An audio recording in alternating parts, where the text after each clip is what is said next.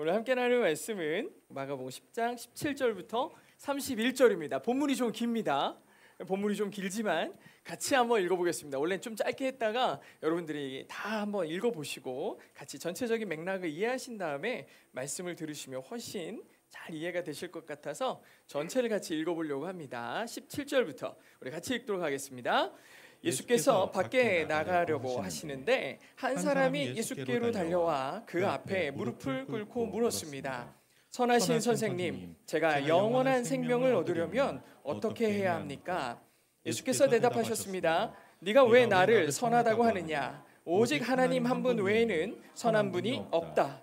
네가 살인하지 말라, 간음하지 말라, 도둑질하지 말라, 거짓 증언하지 말라, 사기치지 말라, 부모를 공경하라 하는 계명들을 알고 있을 것이다.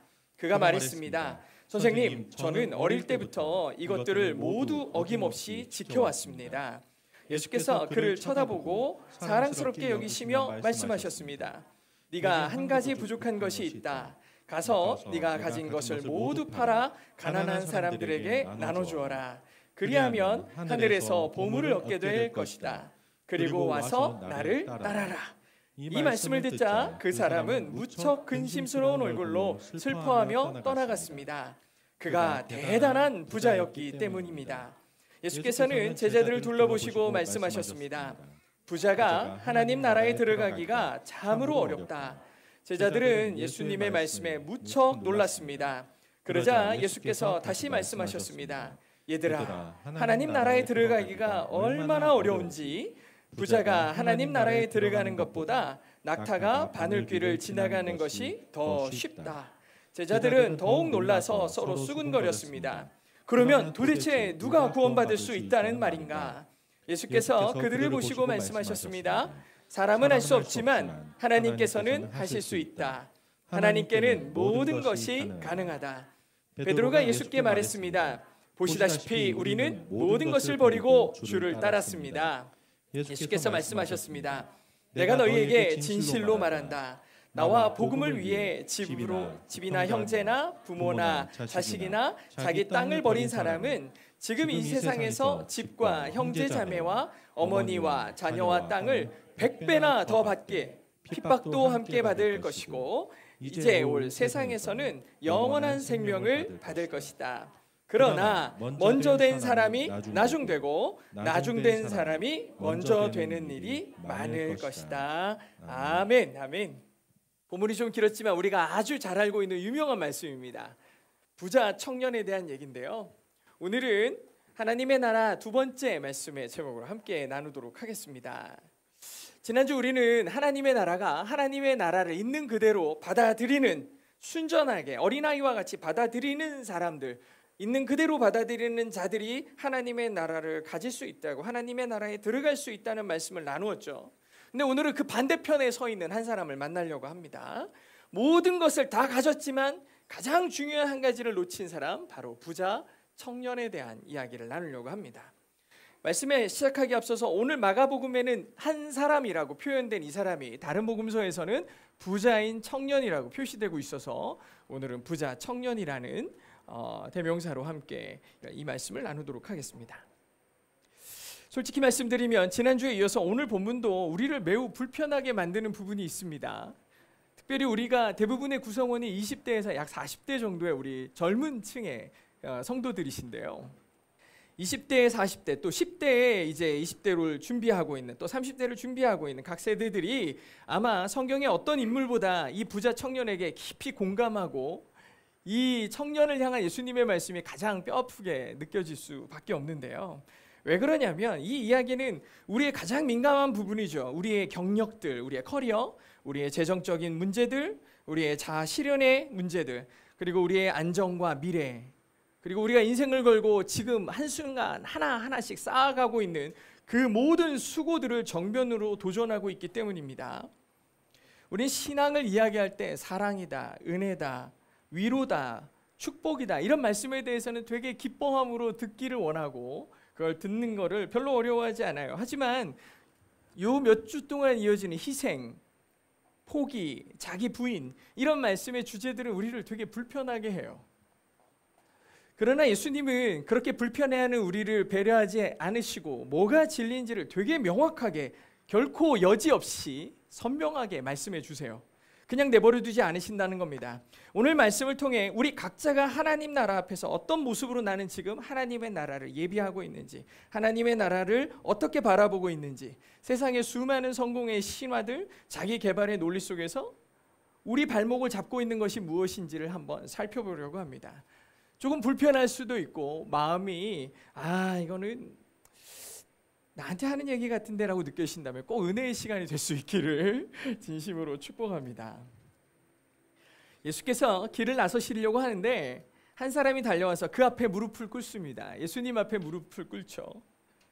이 사람의 열정, 그리고 예수님 앞에 무릎 꿇는 예의 바름, 그리고 이제 이야기의 후반부로 다음 나오겠지만 성공에 이르기까지 오늘날로 치면 이 사람이요 굉장히 나이스한 사람입니다. 요즘에 우리 선망의 대상 있지 않습니까? 영앤 리치라고, 그죠? 젊은 나이에 성공한 부자 청년을 영어로 하면 영앤 리치예요. 아주 우리들이 꿈꾸는 그런 이상향입니다.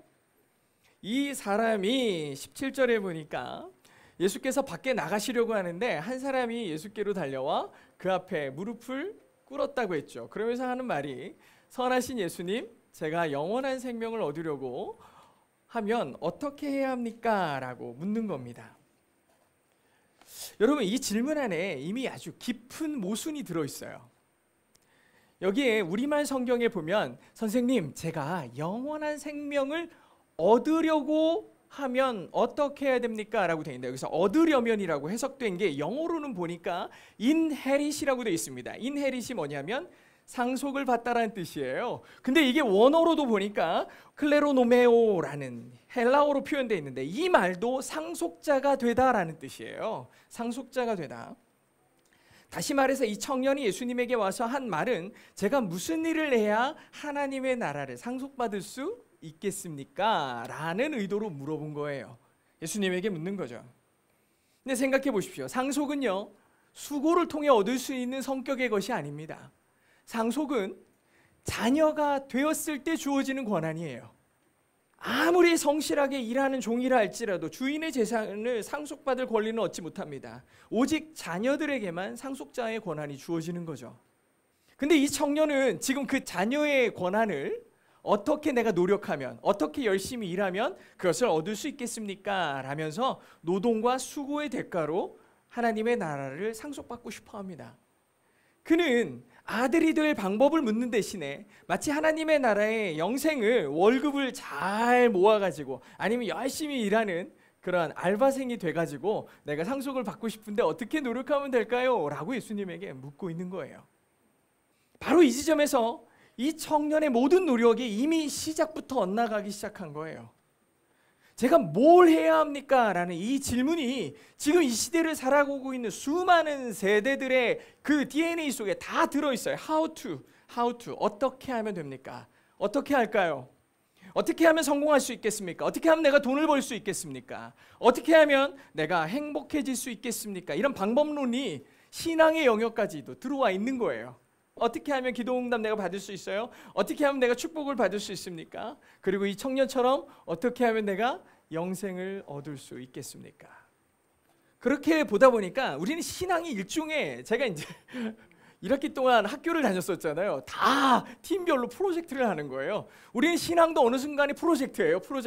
프로젝트가 있고 그 안에 수많은 태스크라고 해가지고 체크하는 체크박스들을 만들어가지고 이 프로젝트를 완성하려면 이거 해야 되고 저거 해야 되고 저거 해야 되고 그래요. 인생에서 내가 회사를 다니는 일, 가정의 일, 여러 가지 일들의 프로젝트 중에 하나로 신앙이 있는 거예요. 그 신앙의 프로젝트의 태스크들을 만들어 놓고 요거 하면 됩니까? 내가 주일 성수 잘하면 돼요? 내가 11조 잘 내면 돼요? 내가 수련회 가면 돼요? 선교, 봉사, 이러한 모든 것들이 이 프로젝트를 잘 성공하게 만드는 과업쯤으로 여기고 있는 사람들이 엄청 많다는 거예요. 이 청년처럼 우리는 이 영적인 스펙을 들고 하나님 앞에 나아가서 하나님, 제가 이 체크리스트 보십시오. 자, 이렇게 잘하고 있어요. 나 이 정도면 괜찮은 신앙인 아니냐고. 이제 내가 이렇게 열심히 신앙생활을 했고 이렇게 내가 하나님을 믿었으니 주님, 저에게 이제 그에 걸맞는 형통과 축복을 주셔야 될 때가 됐습니다. 그리고 결국에는 나에게 영생을 보장해 달라고 어쩌면 조금은 당당한 요구를 하고 있는 모습이 오늘 이 부자 청년의 모습인 거죠. 근데 예수님은 그의 화려한 스펙들, 그 나이스한 인생의 수고들에 집중하신 게 아니고 그 질문의 근본을 보셨어요. 질문의 근본이 뭐였느냐? 예수께서 대답하셨습니다. 네가 왜 나를 선하다고 하느냐? 오직 하나님 한 분 외에는 선한 분이 없다라고 갑자기 청년의 질문과는 전혀 동떨어진 것 같은 질문을 하시죠. 이 얘기의 본질은 뭐냐면 사람의 수고가 너를 영생으로 하나님의 자녀로 만들 수 없다라는 걸 전제로 하는 거예요. 모든 권한이 누구에게 있다? 하나님께 있다라는 얘기를 하고 계시는 거죠. 인간의 노력이 아닌 하나님께 모든 주권이 있음을 아주 선명하게 예수님은 밝히세요. 그리고 그가 그렇게 자신만만하게 지켰다고 하는 예수님이 하시는 말씀을 보세요. 십계명에 보면 사람의 덕목들이 쭉 나오는데 그 얘기들을 하시죠. 그런 얘기가 예수님의 말씀이 끝나기 무섭게 이 청년이 뭐라고 그럽니까? 선생님, 저는요 어릴 때부터 이것들 모두 어김없이 지켜오고 있어요 라고 얘기해요.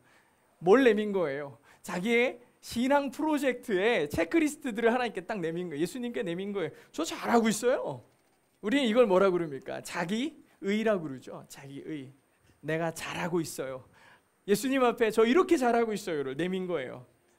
사실 신앙생활을 시작한 지 얼마 안 된 사람은 이런 것들에 대해서 공감하기 쉽지 않겠지만 오래 해온 사람, 저처럼 태어나 봤더니 이미 교회를 다니고 있고 지금까지 늘 신앙 안에 있었던 사람들에게 이건 되게 중요해요. 내가 어린 시절부터 학생 때 학생회장을 했고 청년회장을 했고 어른이 돼서 찬양 인도도 하고 뭐 수많은 찬양과 신앙의 스펙들을 가져다가 하나님 앞에 예수님 앞에 탁 내어놓으면서 나 이런 사람이에요.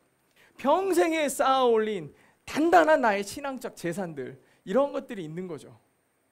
바로 이 지점에서 우리는 깊이 묵상해야 되는 게 있어요. 방금 전까지 이 청년이 자신의 완벽한 종교적인 스펙을 자랑하고 있었다고요. 사실 이 청년은 이 말을 할 때 얼마나 뿌듯했겠어요. 내가 이렇게 신앙생활 열심히 했어요. 잘하고 있어요 라고 얘기했잖아요. 근데 예수님께서 이 청년을 보시면서 그 청년을 사랑스럽게 여기셨다라고 말씀하고 있어요. 이 연결이 조금 어색합니다. 교만과 자기의로 가득 찬 이 사람을 예수님은 사랑의 눈으로 바라봐주고 계세요. 사실은 이전까지의 얘기들을 보면 이렇게 자기의로 충만하고 교만한 사람이 예수님 앞에 엎드리면 필요 없다고 하셨을 것 같아요. 분노하셨을 것 같아요. 너 저리 가라. 너 그렇게 교만해가지고 어디다 써먹겠니? 이렇게 얘기하셨을 것 같은데 예수님이 그를 사랑의 눈으로 바라보시면서 그의 위선이나 그의 교만함을 지적하기보다 그를 사랑의 눈빛으로 바라봐 주시는데 그 이유가 뭘까? 우리가 여기서 굉장히 중요한 우리의 마음의 자세를 살펴볼 수 있는데요. 예수님은 그의 행위 너머에 있는 갈망을 보셨습니다. 그가 예수님께 달려왔고 그 앞에 무릎을 꿇는 모습을 보셨죠. 이 젊은 청년은 인생의 가장 중요한 질문, 영생에 대한 질문을 들고 찾아온 거예요. 어쩌면 그가 나오게 된 동기와 방법은 틀렸을 수 있겠지만 그의 방향은 주님을 향해 달려오고 있었던 거죠. 세상에 수많은 사람들이 오늘의 쾌락, 당장의 성취에 빠져 있을 때 영혼에 대해서 질문하지 않아요. 지금도 보십시오. 오늘을 살아라. seize the day, carpe diem 하면서 오늘을 살죠. 오늘 즐거우면 되지. 인생 멋있어. 오늘까지만이면 되지 하면서 영혼에 대한 궁금증이 없어요. 그러한 갈증이 없다고요. 근데 이 청년은 지금 주님 앞에 달려나와 질문하기를 영생이 어떻게 나에게 주어질 수 있느냐라고 물어보고 있어요.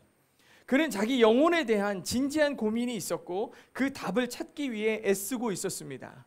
그리고 그 수고의 끝에, 그 진지한 갈망 끝에 예수님이 계셨던 거죠.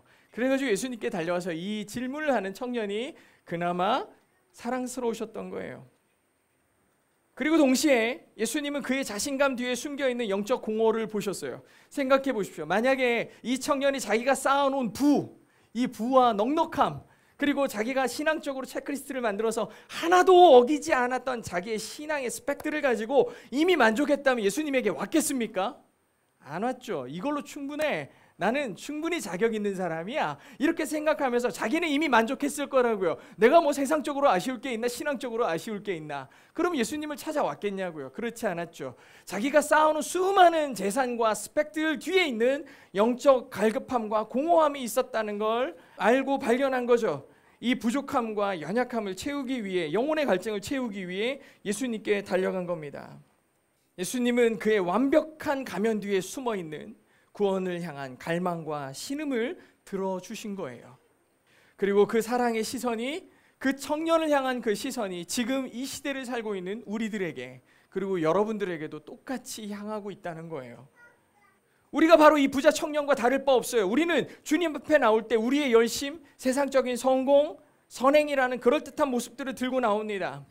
우리도 교회에 있지만 다양한 직업군이 있고 다양한 재산의 부귀가 있어요. 근데 그러한 것들을 우리는 자랑하지 않죠. 근데 너무나 많은 교회와 공동체 안에서 그런 레벨과 클래스가 나눠지고 서로가 서로를 견제하고 서로를 높이고 서로를 질타하는 일들이 수없이 일어납니다. 우리의 열심과 세상적 성공으로 신앙의 기준을 만들려고 하는 사람들이 많다는 거죠. 동시에 그런 사람들, 나를 드러내는 모습들이 있다면 그 이면에는 실패와 연약함들을 감추기에 급급해요. 누가 나를 조롱하지 않을까? 누가 나를 비난하지 않을까? 나의 연약함을 숨기기에 급급하죠. 근데 우리가 반드시 알아야 되는 게 있는 게, 내 옆 사람은 나를 그렇게 볼 수 없겠지만 예수 그리스도 앞에서 우리는 어떤 포장도 통하지가 않아요. 예수님의 그 불꽃 같은 눈빛 앞에서 내가 뭘 숨길 수 있겠냐고요. 주님은 우리의 커리어에 대한 불안감, 자녀의 문제에 대한 깊은 염려, 관계의 어려움 속에서 신음하는 우리의 진짜 마음과 애통함을 이미 알고 계시다는 거예요. 우리의 냉소적인 태도 뒤에 숨겨진 상처들을 아시고 바쁜 일상에 치여서 살지만 문득문득 찾아오는 신앙의, 그리고 영혼의 갈증들, 그 공허함들을 이미 알고 계시더라고요. 그 모습을 주님 앞에 온전히 내려놓을 수 있다면 주님은 우리를 사랑의 눈빛으로 지켜봐 주신다는 거예요. 예수님의 도전적인 명령은 바로 이 무조건적인 사랑으로부터, 우리를 향한 그 사랑의 눈빛으로부터 시작되는데, 우리를, 예수님의 말씀을 오늘 읽어봤지만 예수님의 말씀이 굉장히 도전적이고 두려운 메시지죠. 근데 이게 뭐냐면, 우리에게 네가 내 사랑을 받을 자격이 있는지 한번 봐야 되겠다, 이런 식의 도전이 아니에요. 우리를 너무 사랑하시기에 우리를 죽이고 있는 이 암적인 존재들, 우리의 영혼을 갉아먹는 아주 사악한 존재들에 대한 이것들을 그냥 두실 수가 없는 거예요. 예수님께서 이어서 하시는 말씀은 우리를 향한 냉철한 요구, 냉정한 요구가 아니라 위대한 의사가 되신 병든 우리를 향한 완전한 처방전을 제시하는 거거든요. 21절을 같이 한번 읽어보도록 하겠습니다. 시작. 예수께서 그를 쳐다보고 사랑스럽게 여기시며 말씀하셨습니다. 네가 한 가지 부족한 게 있다. 가서 네가 가진 것을 모두 팔아 가난한 사람들에게 나눠 주어라. 그리하면 하늘에서 보물을 얻게 될 것이다. 그리고 와서 나를 따라라. 네.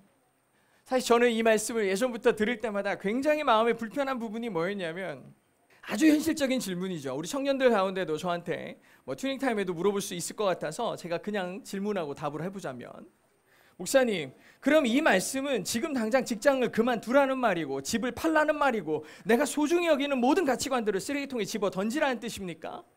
가끔 어떤 이단 종파들이나 이런 사람들은 너 그렇게 열심히 하는 거 소용없어. 지금 가지고 있는 거 다 나한테 바쳐. 하나님 나라에 이제 곧 갈 사람들이 뭐가 문제가 있냐. 실제로 이런 말씀들을 가져다가 이렇게 적용하면서 사람들을, 젊은이들을 농락하는 사람들이 있죠. 하지만 얼마나 무책임합니까? 그런 사람들이 우리의 신앙에 대해서 전혀 책임지지 않아요. 자기 배 불리기 바쁘죠. 솔직히 이 말씀을 그냥 문자 그대로 받아들인다면 너무나 무책임하고 비현실적 요구가 아닐 수가 없습니다. 만약 이런 식으로 우리 기독교가 성도들에게 그리고 교회에게 요구를 한다면 기독교는 세상을 등지는 이상한 종교가 아니고 뭐가 되겠습니까? 저는 이 말씀이, 이 질문이 굉장히 중요하다고 생각해요. 이 질문에 대해서 오해 없이 반응하는 것이 기독교적인 삶을 사는 아주 중요한 답이 될 수 있어요. 결론부터 말씀드리면 예수님의 이 명령은 소유의 파괴가 아니라 주인의 교체입니다. 모든 것을 내다 버리고 빈털터리가 되라는 말씀이 아니라 내 인생의 왕좌, 주인의 자리에 지금 누가 앉아 있느냐라고 물어보시는 거예요. 네 마음의 중심에 왕좌에 앉아있는 가짜 왕들을 끄집어내고 진짜 왕 대신 예수 그리스도를 너희 마음에 모시라라는 아주 중요한 사랑의 초대인 것입니다. 이것을 많은 사람들이 레볼루션이라고 그랬어요. 반역이 일어나는 거죠. 뒤집어지는 거예요. 내 마음에 있는 왕들을 끄집어내리는 반역이 일어나고 나의 진짜 주인 대신 예수 그리스도가 나의 주인이 되게 만드는 것이 바로 레볼루션이죠. 이 청년에게는 재물이 바로 그 가짜 왕이었어요. 재물이 그의 안정감을 보장하고 있었고 그의 정체성을 증명하고 있었어요. 그의 미래는 자기가 소유한 것들로 확정되고 있었거든요.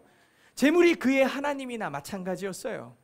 그래서 예수님은 그의 병의 근원을 정확하게 지적하시고 진단하시고 그 우상을 직접 제거하고 나에게 오너라 라고 말씀하신 거죠. 그렇다면 오늘 우리 인생의 왕좌에는 무엇이 앉아 있습니까? 여러분 한번 생각해 보세요. 여러분의 마음의 중심에, 여러분의 주인의 자리에는 뭐가 앉아 있습니까? 아마 일이 중요한 사람들이 있을 거예요. 일이 중요해요. 여러분들에게 일이란 무엇입니까? 그저 돈을 버는 수단을 넘어 나의 가치를 증명하고 내 정체성을 말해주는 명함 같은 거 아닙니까? 누군가 나에게 자기소개를 부탁합니다. 그럼 제일 먼저 저는 뭐 하는 사람이고요. 저는 어떤 경력이 있고 어떤 경험이 있습니다. 일은 굉장히 중요해요. 그래서 프로젝트가 성공하면, 일이 성공하면 나는 대단한 사람이 된 것 같고, 일이 조금 안 풀리면 내 인생 전체가 다 실타래에 꼬인 것 같고 엉망이 된 것 같은 느낌을 느끼게 마련이죠. 만약 그렇다면 일이 우상이 된 거예요. 일이 나의 마음의 주인의 자리에 앉아 있는 겁니다. 그래서 주님이 그 왕을 끌어내리라고 말씀하시는 거죠. 그럴 때야 직장을 그만두는 게 아니라 내가 그렇게 왕처럼 모시던 자리가 아니라 그 왕을 끌어내는 순간 우리는 그 자리를 바라보는 시선이 하나님의 명령에 따라 그 자리에 있는 것이 되고 내 삶의 사명지로 그 환경이 그 순간이 바뀌게 되는 거예요. 주인이 하나님이 되시면 그 모든 나에게 주어진 것들이 하나님의 명령을 드러낼 수 있는, 하나님께 영광을 돌릴 수 있는 예배의 자리로 바뀌게 된다는 거예요. 일과 연관되어져서 또 하나의 아주 중요한 것이 뭡니까? 일을 통해 얻어들인 수익이 될 것이고 그 일이 나에게 주는 마음의 안정감일 거예요. 이런 일과 안정감이 또 왕이 되는 사람들이 있어요. 야, 내가 이거를 통해서 이 집만 얻으면, 이 정도 돈만 모으면 내 미래는 안전할 텐데. 이런 생각들이 많은 사람들의 기도의 1순위예요. 이것만 잘 되면, 저것만 잘 되면, 내가 건강하기만 하면, 수많은 안정감의 이유들, 이러한 것들이 하나님의 신실함보다 내 통장의 잔고가 나를 더 편하게 만들어주는, 나를 평안하게 만들어주는 것이 된다는 것. 이것이 만몬의 우상이 우리의 신이 되는 순간 아니겠습니까? 주님이 그것을 제하라고 하는 것은 우리를 파괴하고 우리를 무너뜨리려고 하시는 게 아니에요. 가짜 안전벨트를 풀어 제끼고 이제 영원히 흔들리지 않는 하나님이라는 진짜 반석 위에 서게 하시기 위해 그걸 풀으라고 하시는 거죠. 그걸 풀어내라. 그럼 내가 가진 소유들을 제하라는 게 아니라 이제부터 내가 가진 소유, 그 돈이나 물질이나 나의 안정감이 나의 주인이 되는 게 아니라 그것들을 통해서 하나님의 영광을 드러내게 되는 것, 주인이 아니라 통로가 되고 수단이 되게 만드는 것이 굉장히 중요한 예수님의 레볼루션을 일으키라는 메시지예요. 그렇게 돼야 우리의 재물을 쌓아두는 우상이 아니라 이웃을 섬기고 세상을 사랑하는 방식, 그리고 하나님의 영광을 드러내는 축복의 도구가 되는 거죠. 그리고 마지막으로 어쩌면 가장 교묘하고 악랄한 우상이 무엇일까 생각해 봤더니 나 자신이에요. 나의 가치관, 나의 신념, 나 원래 이런 사람이야. 아무리 말씀을 듣고 아무리 찬양을 듣고 아무리 기도를 열심히 해도 기도의 중심에 내가 있고 찬양의 중심에 내가 있고 나의 필요와 내가 원하는 것들을 온전히 이루기 위해 하나님의 이름을 쓰는 것, 그것이 나 자신이 우상이 된 사람이에요. 나 다음을 증명하려고 신앙을 갖는 사람이고 나 다음을 증명하기 위해 영생을 소유하는 사람이에요. 나 다움. 이것이 하나님의 말씀보다 더 높은 권위를 가질 때, 목사님이 그렇게 얘기를 해도, 성경이 그렇게 얘기를 해도 나는 내 생각이 더 중요해라고 얘기하는 순간 우리는 나 자신을 숭배하고 있는 거예요. 주님은 그 마지막 왕좌에서 내려오라고 우리에게 말씀하시는 거죠. 우리의 모든 생각과 아집과 고집들을 십자가 앞에다 내려놓고 십자가와 함께 죽고 그분의 말씀이 우리를 빚어가도록 하는, 우리 자신을 산 제물로 주님께 드리는 것, 그렇게 될 때에야 우리는 하나님이 기뻐하시는 사람이 될 수 있다는 거죠. 결국 내가 가진 것을 모두 팔라라는 명령은 내 인생의 모든 영역에 대한 소유권을 포기하라는 얘기고, 그 모든 것의 주인이 오직 예수 그리스도이심을 고백하라는 부르심이에요. 내 직장도 그렇고 내 돈도 내 집도 내 자녀도 심지어 나 자신도 내 것이 아니라 주님의 것이 된다는 거죠. 나는 그것들을 잠시 맡아 관리하는 사람일 뿐인 거예요. 이것이 바로 왕자에서 내려오는 것이고 그 부르심 앞에 청년은 근심하며 돌아서게 되는 겁니다. 이 부르심 앞에 이 청년이 근심했어요. 예수님이 다 팔고 와라. 청년은 어떤 결정을 내렸을까요? 말씀을 볼까요? 같이 읽겠습니다. 시작. 이 말씀을 듣자 그 사람은 무척 근심스러운 얼굴로 슬퍼하며 떠나갔습니다. 그가 대단한 부자였기 때문입니다. 결국 청년은 돌아섭니다. 이 말씀을 들으면 우리는 안심하며 이렇게 생각할지도 몰라. 야, 다행이다. 내가 재산이 없는 게 얼마나 다행이야. 내가 이 청년처럼 엄청 부자가 아니라 다행이야. 누가 그런 생각해요? 제가 그런 생각 늘 해요. 야, 나는 대단한 결심을 할 필요가 없어. 어차피 없거든. 너는 포기할 게 없거든. 이런 생각을 늘 하거든요. 이 청년이 딱 그 생각이 드는 거예요. 근데 정말 이 청년이 부자라서 이걸 못했을까 생각해 봤어요. 성경이 말하는 부자라는 것이 과연 통장의 잔고를 의미하는 것일까? 그렇지 않아요. 오늘 본문이 말하는 진짜 부자의 관념은 가진 것이 많은 사람이 아니라 포기할 수 없는 왕자를 붙들고 있는 사람이 부자예요. 결코 내려놓지 못하는 무언가를 손에 꽉 쥐고 있는 사람들이 그 마음의 부자를 보는 건데, 바로 앞서 우리가 나눴던 얘기를 한번 생각해 보십시오. 내 일을 나의 정체성으로 여기고 성공과 실패로 인해서 나의 행복이 좌지우지되고 있는 그 상태라면 나는 일의 부자예요. 일 그거 붙들고 못 놓는 사람이에요. 이거를 하느라 못 놓는 일의 부자예요. 만약 내가 돈과 안정감에서 나의 궁극적 피난처가 되는 거, 갈 때마다 내 밤마다 내 잔고가 얼마나 있는지, 그리고 내가 이것으로 마음의 평안을 누리고 있다면 나는 그 안정감과 돈의 부자예요. 거기에 얽매여 있는 사람이라고요. 우리가 만약 내 생각, 나다움, 나의 생각들이 나의 최고의 가치가 되고 그 왕자에서 내려오라고 주님께서 콜링 하시는데 저 못 내려갑니다. 내 생각 포기 못해요. 나 중요해요 라고 얘기하고 있다면 나는 나다움에, 나 자아에 대한 부자를 소유하고 있는 거예요. 내 마음속에 자아로 충만하면 자아의 부자죠. 안정감에 대해서 마음으로 충만해 있으면 나는 안정감의 부자죠. 일 생각으로만 골몰하고 있으면 나는 일의 부자예요. 돈 생각만 하고 있으면 이 청년과 같은 돈의 부자겠죠. 거기에 얽매여 있어요. 나는 다 그런 부자로 인해서 그가 대단히 부자였기 때문입니다. 뭐의 부자인지 모르겠지만 결국엔 예수님으로부터 돌아서는 이유가 그 안에 충만한 것들 때문이었어요. 결국 부자란 그것이 돈이든 일이든 명예든 심지어 자기 자신의 의로움이든 하나님보다 더 사랑하게 되는 그런 무언가 때문에 근심했고 예수님으로부터 등 돌리게 돼요. 우리는 결국에 그런 것들이 있다면 그런 걸로 인해 우리는 부자 청년과 다를 게 없다는 거죠. 나의 왕좌를 포기하지 않는 완고함, 그것이 바로 나의 엄청난 재산이었던 겁니다. 저 역시 이 청년처럼 주님의 부르심 앞에서 여전히 근심하고 있고 또 돌아서고 싶은 마음이 일어나지는 않는지 자꾸 고민하게 되는 게 우리의 현실이라는 거죠. 청년이 이렇게 떠나니까 예수님이 제자들에게 충격적인 하나님 나라의 원리를 말씀해 주시잖아요. 뭐라고 하시느냐? 부자가 하나님 나라에 들어가는 게 낙타가 바늘귀에 들어가는 것이 더 쉽다, 이런 얘기를 했어요. 어떤 사람들은 낙타가 들어가는 그 바늘귀라는 것이 또 뭐 어딘가에 있다, 뭐 이런 얘기들을 하는데 사실 이 얘기는 불가능에 대한 얘기예요. 어떻게 낙타가 바늘귀를 통과합니까? 이 얘기는 불가능에 대한 얘기예요. 노력하면 된다, 하면 될 수 있다, 이런 얘기가 아니에요. 그런 논리를 뛰어넘는 넘을 수 없는 벽이에요. 인간의 힘으로는, 우리의 노력과 의지와 선행으로는 구원에 절대 이를 수 없다라는 확정이에요. 그럴 수 없다. 너희의 수고가, 너희의 노력이, 너희의 선함이 구원에 이를 수 없다는 아주 절망적인 선포예요. 그러니까 제자들이 뭐라고 그래요? 그럼 구원 누가 받아? 말씀해 보십시오. 그럼 구원은 누가 받는단 말이야? 제자들이 웅성웅성 떠들고 있는 얘기가 나와요. 이 절망적인 질문이야말로 우리가 하나님의 은혜를 구할 수밖에 없다라는 자기의 인정의 시작이에요. 이 절대적인 불가능이 생명으로 이어질 수 있는, 소망으로 이어질 수 있는 유일한 통로가 하나님의 은혜라는 거죠. 저는 이렇게 절망적인 존재예요.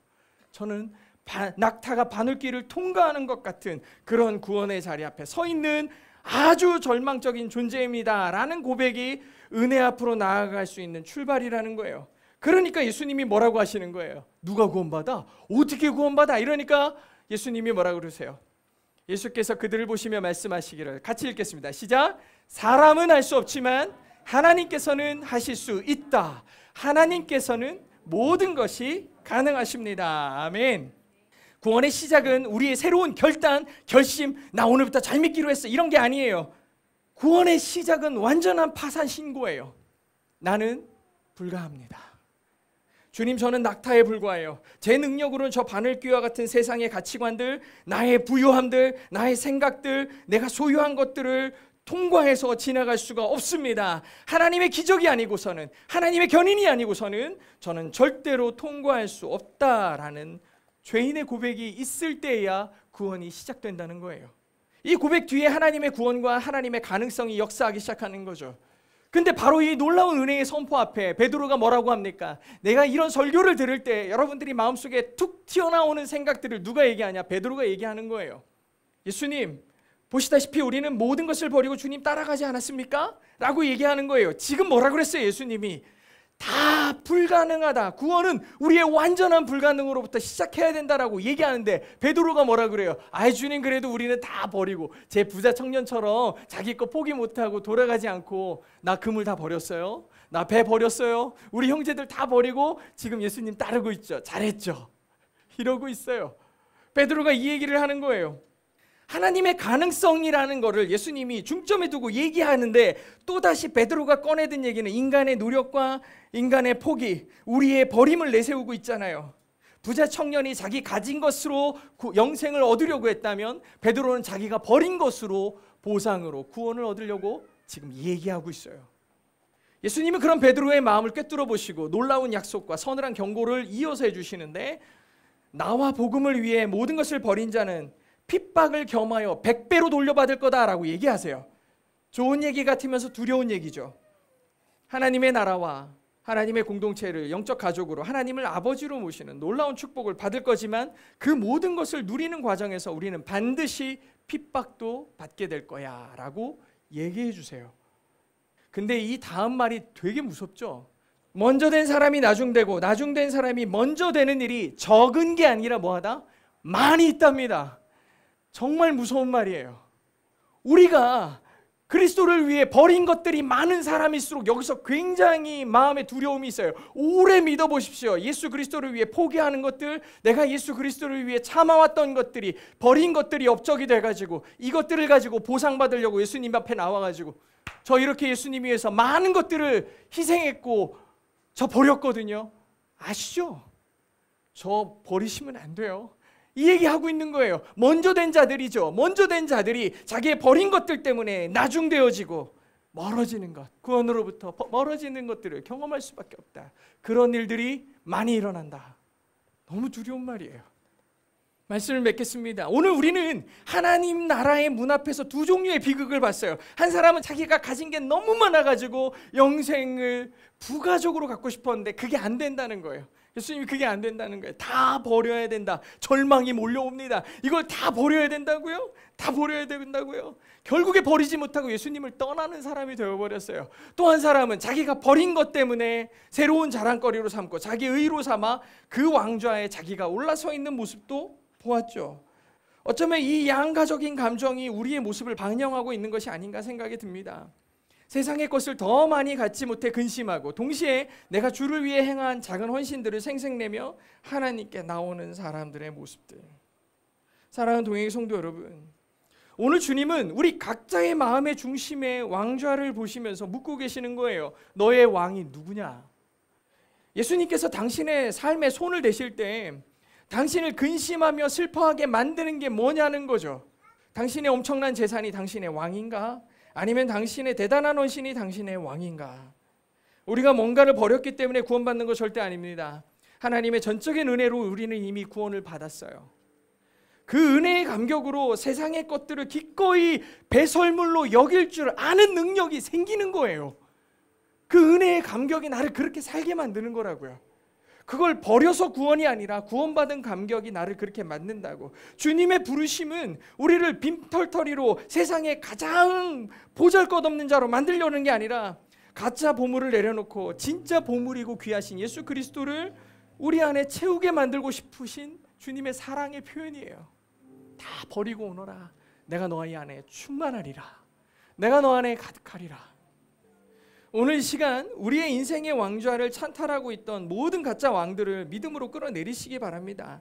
내 일들, 내 돈, 내 자녀, 나의 자아가 나의 왕이 아님을 선포해야 돼요. 그 어떤 것도 나의 주인이 될 수 없음을 선포해야 돼요.